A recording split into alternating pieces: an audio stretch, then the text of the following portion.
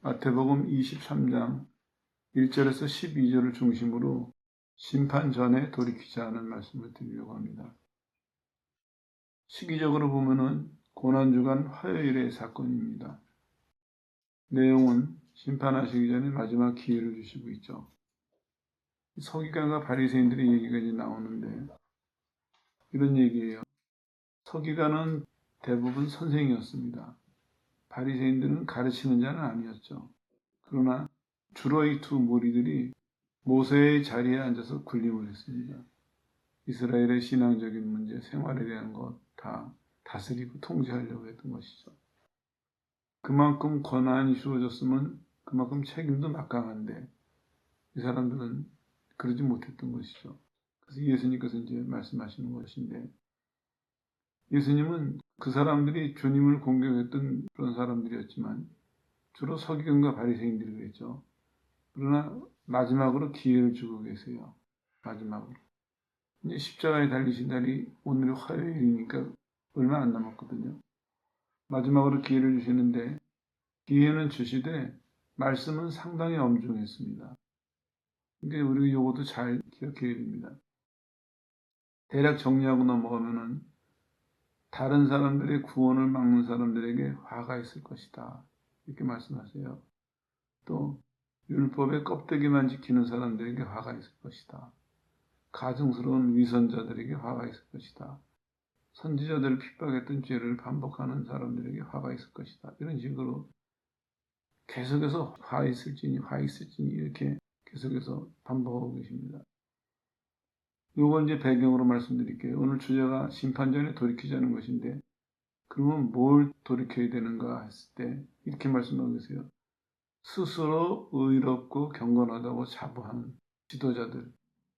정리하면 이런 얘기죠. 스스로 의롭고 경건하다고 자부해서 지도자들을 군림하려고 하는 자들에게 경계하기도 하고 저주하기도 하세요. 제자들에게는 저러지 말아라 경계하시고 그렇게 행하는 사람들에게는 너희들 고쳐라 이렇게 말씀하시는 것이죠. 한 절 한 절 읽다 보면 참 무서운 말씀이에요. 마태는 이 말씀을 35절을 할애해가지고 화 있을진저 쭉 기록을 해놨어요. 마가는 3절에 걸쳐서 누가는 15절에 걸쳐서 기록해놨는데 내용은 거의 같습니다. 엄중한 말씀이 계속해서 들려지고 있습니다. 계속해서 은혜를 베푸시고 자비를 베푸시다가 사형 막바지에 마지막으로 고칠 기회를 주시는 그런 모습으로 이해하시면 되겠습니다. 이런 걸 보면서 배우는 것이 하나님께서는 축복을 하실 때나 혹은 심판하시기 전에 말씀으로 준비할 기회를 주세요. 복 받을 때도 그렇고 심판을 받을 때도 그렇고 그리고 때가 되면 그때는 이제 말씀으로만 하시는 것이 아니라 행동으로 집행을 하시는 것이죠. 지혜로운 사람은 하나님이 말씀하시는 거기까지 돌이키는 사람이 지혜로운 사람입니다. 오늘 주제를 그렇게 잡은 이유가 하나님은 말씀만 하시고 끝나지 않습니다. 계속 말씀하시다가 마지막에는 행동으로 옮기시거든요. 근데 이걸 반복하는 이유가 사람들이 여기서 자꾸 오해를 해요. 하나님이 여태까지 참으셨으니까, 여태까지 봐주셨으니까 끝까지 봐주시겠지 했는데 그렇지는 않습니다. 하나님은 1000번을 봐주시다가도 마지막에는 행동으로 심판하십니다. 집행을 하세요. 요걸 절대로 잊어서는 안 됩니다. 근데 사람들은 안일해져요. 처음에는 잘못했다가 겁내거든요. 놀래서. 그러다가 넘어가다 보니까 슬슬 안일해져요. 그래가지고 그 다음에는 하나님이 언젠가는 집행하신다는 걸 잊어버려요. 고쳐라, 예, 고치죠. 고쳐라, 예, 고치죠. 말만 계속해요. 그러다 이제 하나님이 이걸 집행하시는 때가 오면 깜짝 놀라는 거죠. 그러고 속으로 그렇게 생각할 거예요. 나는 이렇게 하실 줄 몰랐는데. 성경에도 그런 내용이 나와요. 왜 여태까지 참으시다가 왜 오늘 갑자기 이러시는가. 그런 비슷한 내용인데 그건 하나님을 잘 모르기 때문에 그렇습니다. 하나님은 용서하실 때 몇만 번, 몇십만 번 용서하실 것 같이 하세요. 그러나 중요한 거는 때가 되면, 때가 이르르면, 그러면 하나님은 말씀하신 것에 대해서 반드시 집행을 하신다. 이스라엘 역사에도 나오죠. 남북으로 갈라진 다음에, 뭐, 그전에도 마찬가지지만, 남북 얘기를 하면은, 이스라엘이 남북으로 갈라진 다음에 선지자들을 통해서 계속 경고를 하셨어요. 근데 남북 둘 다 말을 안 들었어요. 북왕국이 망했어요. 그럼 계속 남한국에 경고가 주어져요. 그래도 안 들었어요. 무뎌진 거예요. 참 말로 하시고 말겠지. 이렇게 생각했는지 모르겠어요. 그런데 때가 되니까 정말 말씀하신 대로 바벨론을 보내셔서 완전히 패망을 시키셨거든요. 이런 하나님의 섭리, 하나님께서 일하시는 방법을 우리가 잘 이해해서 지혜로운 사람이면 하나님이 행동하시기 전에, 행하시기 전에 빨리 돌이키는 그런 반응을 보여야죠. 오늘 돌이키자인데 그럼 어떻게 돌이켜야 되냐? 태도를 보면은 이런 것입니다. 잘못한 사람이 높은 자리에서 영향력을 행사하거나 아니면 비슷한 얘기지만 높은 자리에 있는 사람이 잘못했을 때 그럴 때 이제 돌이키는 태도에 대해서 좀 설명을 드릴게요. 그때 우리가 주의해야 될 것은 뭐냐면은 잘못된 것에 대해서 극단적인 반응은 조심해야 돼요. 무슨 얘기냐면요. 누가 뭐를 잘못했다고 해서 그 사람 전체를 부정해서는 안 돼요. 교인들이 이제 신앙생활 하다 보면 성경을 잘 모르니까 아니면 본인 성격대로 믿으니까 극단적으로 믿는 사람들이 있어요. 전면 부인하거나 전면 수용하는 사람들. 그렇게 해서는 안 되거든요. 왜냐하면 하나님은 하나님의 때까지 심판하실 때까지 기다리시거든요. 우리도 생활하면서 잘못된 것을 봤을 때 그럴 때 잘못된 그거를 고치려고 하고 그거를 주의하려고 하지 그냥 잘못됐으니까 다 버리고 잘못됐으니까 그건 절대로 안 하고 이렇게 신앙생활을 해가지고는 하나님이 원하시는 올바른 열매를 맺을 수가 없습니다. 근데 왜 이걸 막냐면은 첫 번째로는 하나님 말씀에 틀린 것이고 두 번째로는 그러다가 보면은 이제는 말씀대로 믿는 것이 아니라 자기 감정대로 믿는 게 돼버려요. 예를 들어 볼까요? 오늘 본문에도 뭐라고 말씀하고 계십니까? 이 서기관과 바리새인들이 모세의 자리에 앉았다는 얘기는 지도자의 자리에 앉았다는 얘기거든요. 지도자의 자리에 앉아서 이 사람들이 잘못하고 있어요. 그랬을 때 어떻게 해야 되느냐? 예수님께서 이렇게 지혜를 주세요. 그 사람들이 내용은 받아들여라. 왜냐하면 하나님 말씀이니까. 그러나 행위는 본받지 말아라. 이 말씀이에요. 이거를 우리가 온유하고 겸손한 마음으로 실행할 수 있어야 됩니다. 근데 이제 대부분의 사람들이 개인적인 관계도 그렇고 교회와의 관계도 그렇고 생활하다 보면은 좀 전에 말씀드린 것처럼 틀린 게 보이면은 잘못된 게 보이면은 전면 부인해 버리거나 전면 수용해 버려요. 이래서 잘못되기 시작하는 거거든요. 다 폭력적이고 파괴적인 게 있어요, 우리 속에. 종교개혁을 일으켰을 때 문제가 뭐였냐면은 종교개혁을 일으키자는 것까진 좋았어요. 근데 종교개혁을 일으키다 보니까 흥분한 거예요, 이 사람들이. 그래가지고 자기네들의 생각에 틀린 거는 교회에서 다 쫓아내버렸어요. 그러면서 어떤 손해를 봤냐면은 그동안에 교회가 가지고 왔던 신앙적인 유산들도 버려진 게 참 많아요. 이 사람들은 그렇게 생각했을지도 모르겠어요. 극단적인 태도로 물 청소하듯이 싹 청소를 하고 깨끗하게 다시 시작을 하자고 했는데 그건 불가능한 거거든요. 삶이 있고 이게 인격이 결부되는 문제인데 그게 되나요? 그냥 물건이라면 될 수도 있어요. 한번 깨끗하게 물로 씻어버리고. 그렇지는 않거든요. 예수님이 지혜를 주신 것입니다. 하나님 말씀을 전하면은 그거는 행해라. 받아들여라. 그러나 행위는 품받지 마라. 그렇게 말씀하고 있습니다. 우리가 요거를 잘 이해하고 내 생활하는 데 있어서 내 스스로에게도 그렇고 남에게도 그렇고 교회에 대해서도 그렇고 사회에 대해서도 그렇고 요거를 다르게 적용할 수 있는 사람이 성숙한 사람입니다.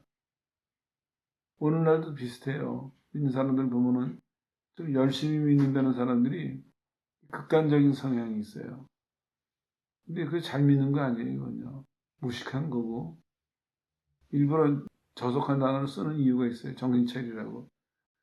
그건 무식한 거고 그건 제일 쉬운 방법을 택한 거예요. 안 하는 것만이거든요. 버리는 것만이고. 근데 거기서 끝나지 않거든요. 나머지 삶이 있는데 성경을 보세요. 하나님의 사람들은 잘못된 것을 봤을 때 진짜 믿음이 있고 믿음으로 사는 사람은 그거를 받아들이면서 분별을 했어요. 내가 이걸 어떻게 해야 될 것이냐. 예를 들면 이런 적이 있어요. 2차 대전 때 미군들이 독일군한테 포로로 잡혔어요. 이 독일군들이 부활절이 되니까 미군 목사님하고 신부들한테 세례를 주는데 그 군인들한테 똥통에서 주라고 그랬어요. 포로 수용소니까 뭐 화장실이 변변했겠어요. 그 옆에 넓은 공터에 구덩이를 파놓고 거기다 이제 변을 갖다 버리는데 그 안에 들어가서 세례를 주라고 그랬어요. 근데 줬어요, 목사님들이. 왜냐하면은 환경은 이렇지만 우리가 지금 하는 행위는 하나님 앞에서 거룩한 행위니까 집행을 했어요. 그거 가지고 이제 많은 뒤에 논란이 있었는데 찬성하는 사람, 반대하는 사람이 있었는데 난 그 사람들이 옳다고 생각해요. 왜냐하면 그 사람들이 일부러 들어간 게 아니잖아요. 세례는 줘야 되겠고 근데 자기네들은 포로로 잡혀 있고 자기네들을 지금 다스리는 독일군들은 그걸 요구하고 있고 그렇지만 이 사람들은 그렇게 판단했을 거예요. 우리가 하는 것은 겉은 더러워 보이지만 실제로 세례를 주는 행위 자체가 더러운 것은 아니니까 세례를 주는 것에 대해서 손상을 입는 것은 아니니까 집행하는 것이 난 옳다고 생각해요.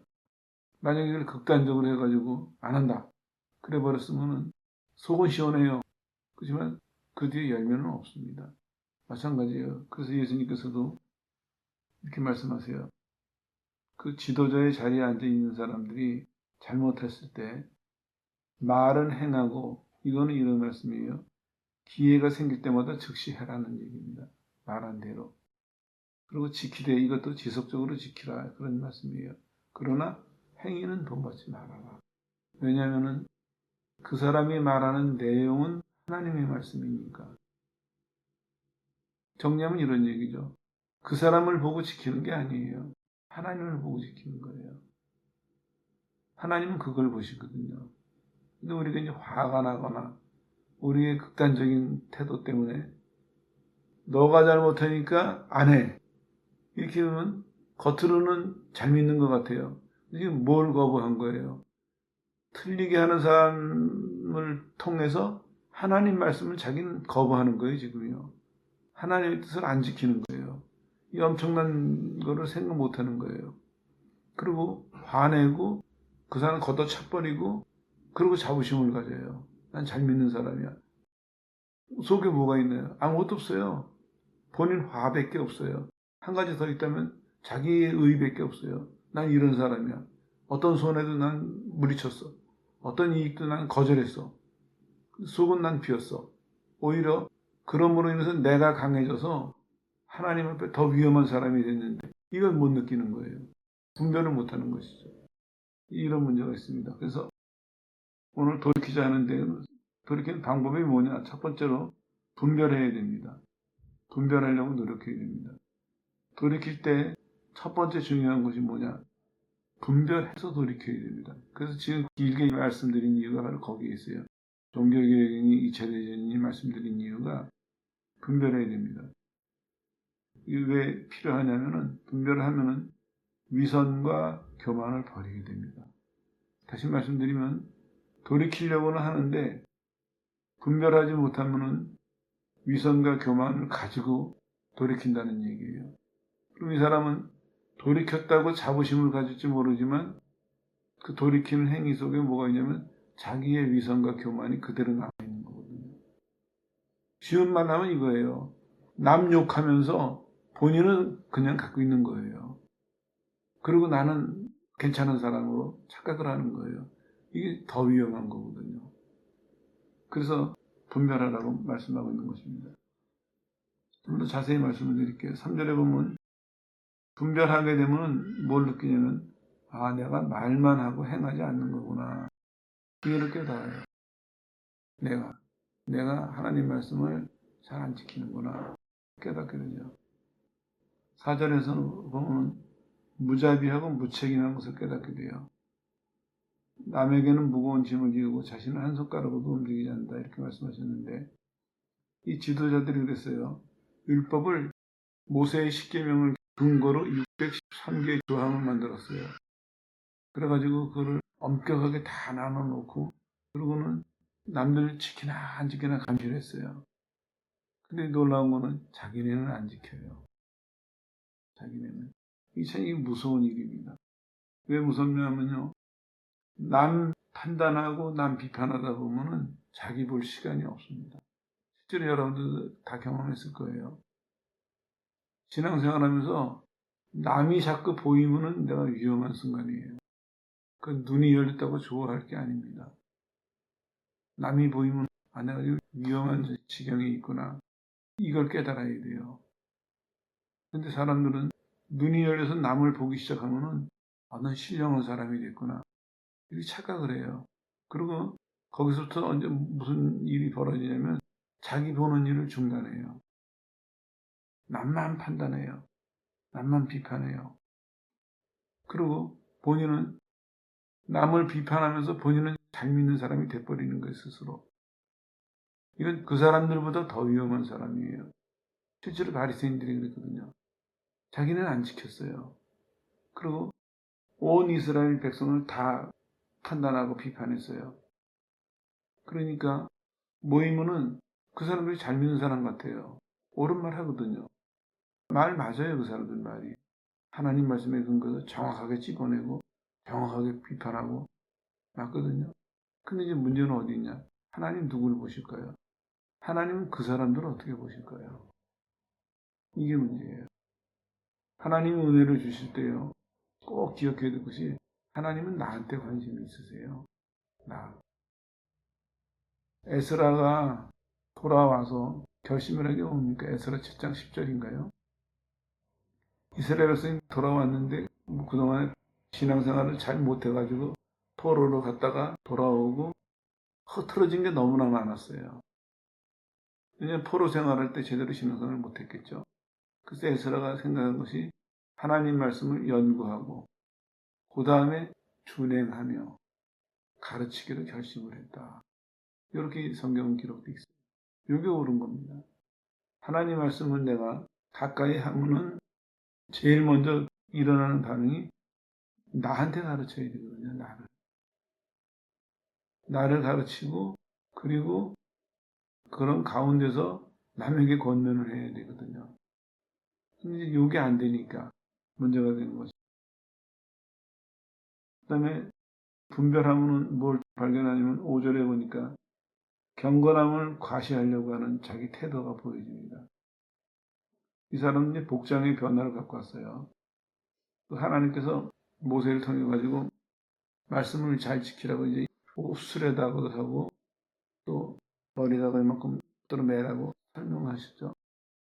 그것이 나중에는 점점 커졌어요. 그만큼 한두 구절 붙여야 될 것을 넓게 크게 해서 붙인다든지 몇 구절 적어가지고 여기 조그만 상자에다 넣어서 매달아서 살아야 될 것을 많은 큰 상자에다 해가지고 그렇게 해가지고 이제 경건함을 과시하려고 노력을 했죠. 마찬가지예요. 오늘날도 우리 믿는 사람들이 자기 모습을 못 보는 사람들은 이 과장된 말, 과장된 행동 그런 것으로 자기 경건함을 과시하려고 해요. 이게 이제 본인이 눈이 먼 거예요. 정말 눈이 먼 사람은 그런 충동이 일어날 때 멈춰야 되거든요. 그게 찔려야 돼요. 근데 아무렇지도 않게 하거든요. 오히려 자랑스럽게 하거든요. 그건 아닙니다.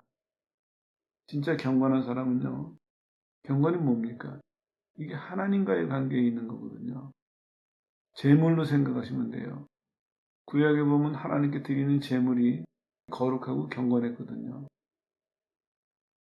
그러니까 내가 경건함을 추구하는 사람이면 늘 하나님께 의식이 깨어 있어야 돼요. 하나님께. 그리고 그것은 하나님에 대한 절대적인 복종으로 나타나야 돼요. 근데 그것이 사람들에 대해서 과시로 나타나거나 자기 자신에게 만족을 주는 쪽으로 한다면 길을 잘못 들어선 거거든요. 본인이 과장된 말, 과장된 행동 그런 걸 하면서 난 경건한 사람이야. 난 겸손한 사람이야. 난 사랑을 많이 하는 사람이야. 이거 꾸미는 거예요. 자기 속는 거예요. 자기가 자기를 속이는 게 정말 위험한 일입니다. 근데 사람들은 그걸 즐겨요. 그러지 거기서 한 가지 더 나가면 뭘 더 기대하냐. 다른 사람들이 이거 왜 안 봐주나. 다른 사람들이 왜 이걸 안 알아주나. 다른 사람들이 이걸 왜 칭찬을 안 해주나. 더 해요. 더 하고. 마음은 너무너무 인정받고 싶어 하는 마음이에요. 그러면서 하나님하고는 점점 멀어지는 거거든요. 진짜 경건한 사람은 하나님께 마음을 바치고 살아요. 알아주든 안 알아주든 중요한 것이 아닙니다. 나는 하나님께 마음을 드리고 살면 그럼 그거로 된 거예요. 하나님과의 교류가 없으니까, 거기에 관심이 없으니까. 그러니까 스스로의 만족, 그 기쁨을 위해서 하거나 아니면 다른 사람들의 인정과 칭찬을 위해서 하는 거예요. 그건 몰라요. 그거를 본인은. 그 생각에 그 마음에 꽉 차 있으니까 내가 지금 그러고 있다는 것조차도 몰라요. 그러나 반대로 하나님께 깨어 있으려고 노력하는 사람은 조금만 내 마음이 벗어나면, 내 태도가 조금만 벗어나면 멈추게 돼요. 내가 잘못하고 있구나. 차 타고 가다가 길을 차가 벗어나려고 하면 차를 세우든지 다시 제 길로 돌아오든지 하는 것처럼 금방 지혜를 잡거든요. 왜냐? 이 사람은 하나님에게 깨어 있으니까. 목적이 그거니까 하나님에 대한 생각으로 꽉 차 있으니까 그거를 기준으로 분별이 되는데 반대로 내 만족과 남들의 칭찬과 그런 것을 바라는 것으로 꽉 차 있으면 그쪽 길을 갈 수밖에 없는 것이죠. 그리고 또 마찬가지예요. 6절과 7절에 보니까 명예욕과 교만이 나오는데 이것도 그러했습니다.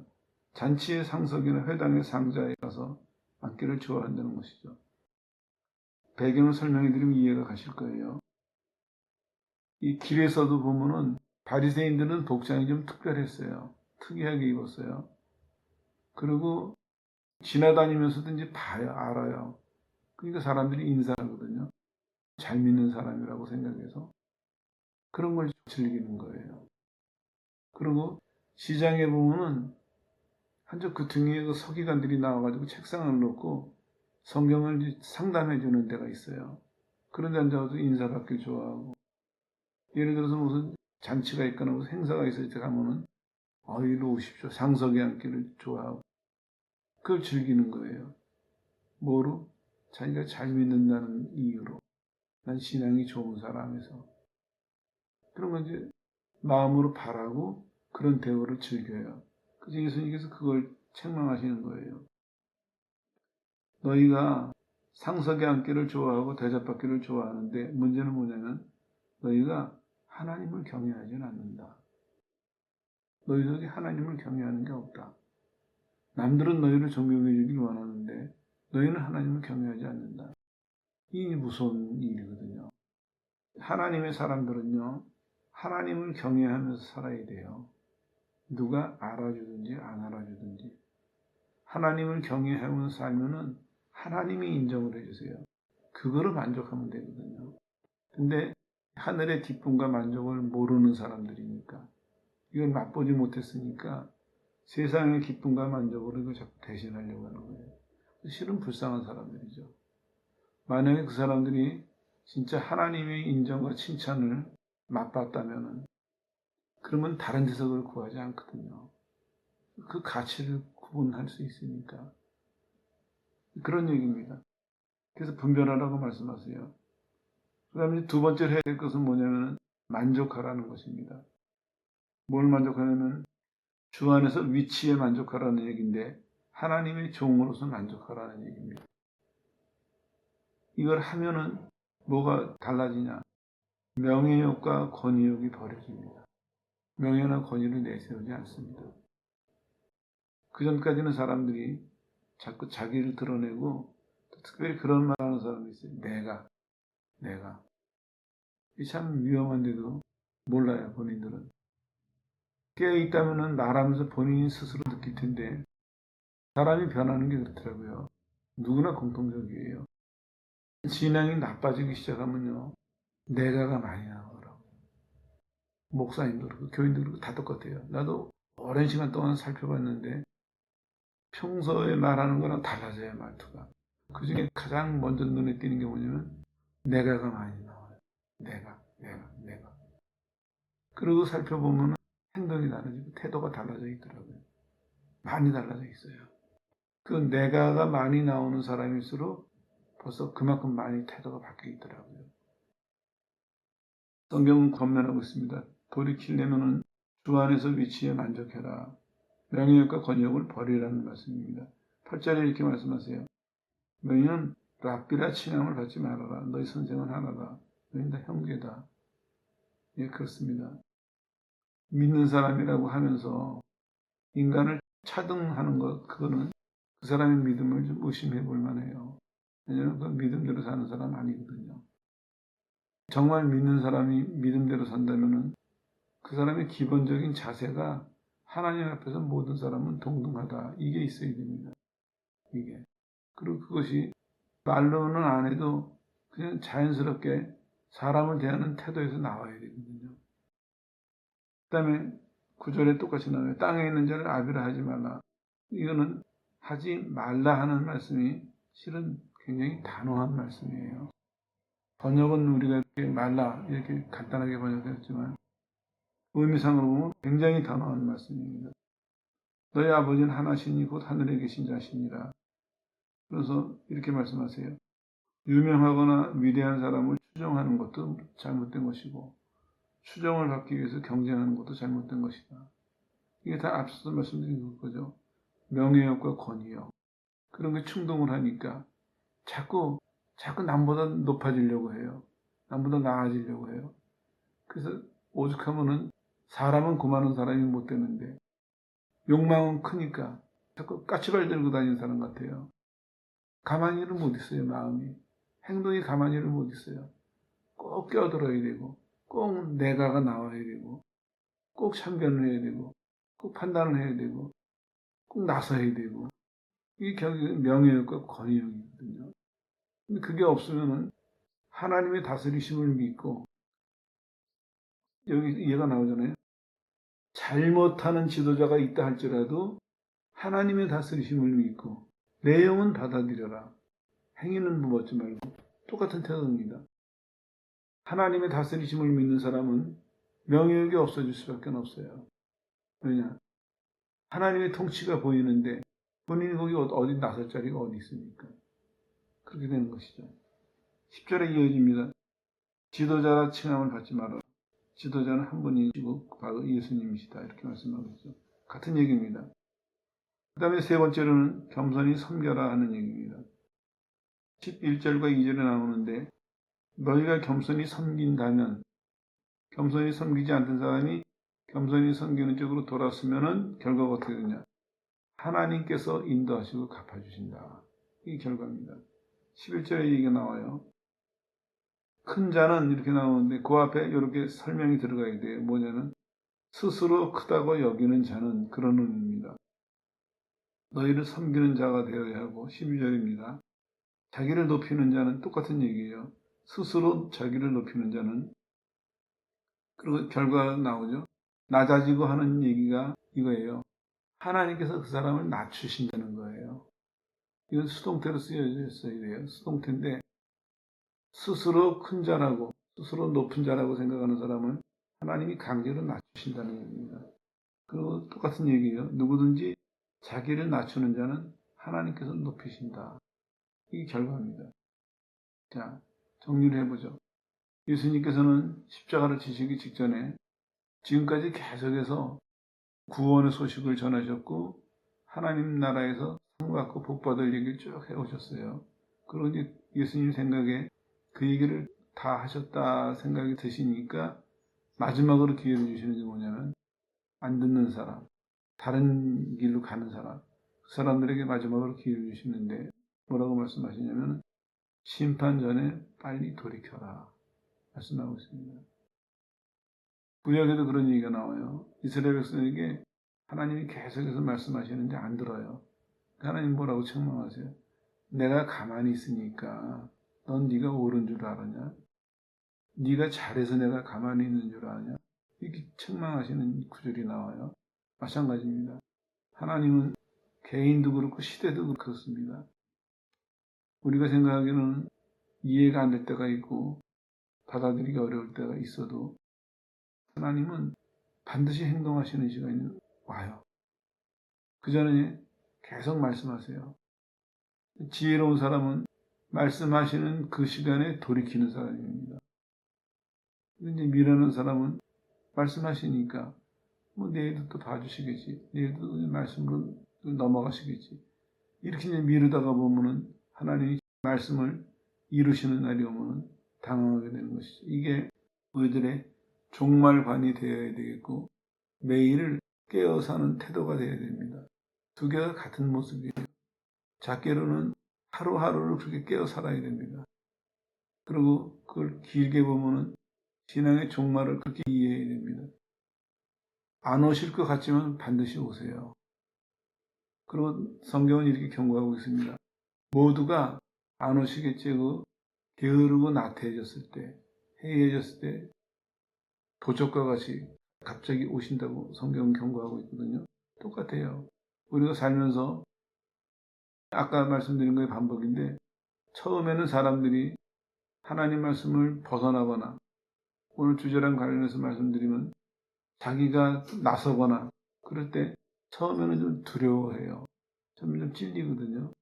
그래서 조심조심 하다가 보는데 뭐라고 안 그러시는 것 같아요. 잘 돼요. 문제도 없고. 그러다 보면 점점 대담해져요. 그리고 점점 그쪽으로 더 멀리 가게 되죠. 그리고 뭘 잊어버리느냐. 내가 지금 하는 이 말과 행위를 하나님이 언젠가는 책망하실 거다 하는 걸 잊어버리는 거예요. 이제 여기 익숙해지고 자신도 붙는 거예요.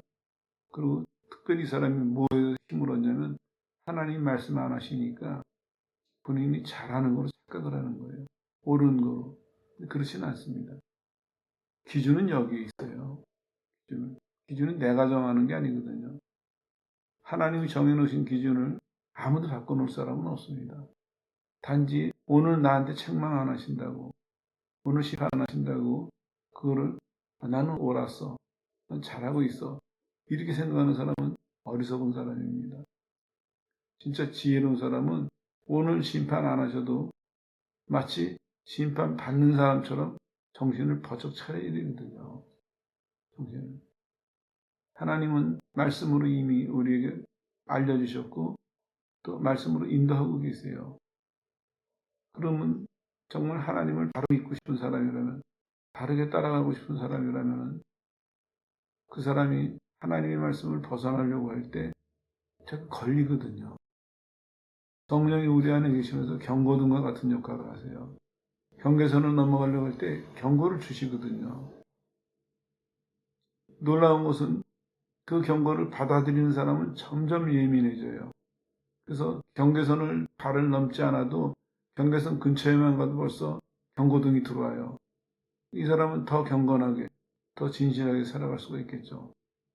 근데 그렇지 않은 사람들은 경고등을 무시하니까 점점 무뎌져요. 그러다가 보면 작은 일에서 하나님이 경고하실 때 무뎌지고 나중에 더 큰 일, 이런 식으로 점점 나쁜 쪽으로 발전하게 되는 것이죠.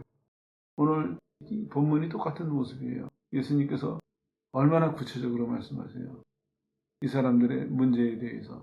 이 사람들이 심판받아야 될 내용과 그 돌이켜야 될 이유와 방법과 상세하게 알려주고 계시거든요. 근데 이 사람들은 이 마지막 기회를 요것마저도 거절했어요. 여러분들도 깊이 생각을 하십시오. 하나님 앞에 경건하고 의로운 것은 다른 데 있지 않습니다. 하나님이 말씀하시고 인도하실 때 겸손한 마음으로 진실된 마음으로 받아들이고 따라가는 것. 이 기본입니다. 이게 없이 사람 눈에 보기에 경건해 보이고 사람 눈에 보기에 의로워 보이고 아니면 자기 스스로 평가해서 그러는 것. 이건 다 가짜예요. 인간이 만들어낸 거예요. 경건은 하나님의 것이거든요. 하나님에게 접촉이 돼야 경건해지는 것이고 그것을 유지해야 경건해지는 것입니다. 그거 외에는 길이 없어요. 사람들은 자꾸 만들어내요. 경건해 보이는 행동을 만들어내려고 하고 경건해 보이는 말투를 만들어내려고 오죽하면 이 사람들은 경건해 보이는 복장을 만들어서 입고 다녔어요. 사람들이 관심을 끄는 거예요. 눈에 띄겠죠. 그 사람들은 모르니까 그 사람들 보고 존경을 표하고 이 바리새인과 서기관들은 그런 만족하고 그 결과는 망했어요. 다. 그 사람들이나 그 사람들을 추종해서 예수님을 십자가에 못 박는데 동조했던 백성들이나 결과는 다 비참했습니다. 오늘도 마찬가지예요. 주님 반드시 오세요. 그리고 주님이 오실 때는 반드시 평가하실 거예요. 우리의 삶을 평가하실 거거든요. 근데 사람들은 시간이 가다 보니까 점점 교회가 무뎌지고 있어요. 개인들도 점점 무뎌지고 있어요. 아니 어쩌면요. 처음부터 깨어있지 않았을 수도 있습니다. 난 가끔 그런 의문을 가져요.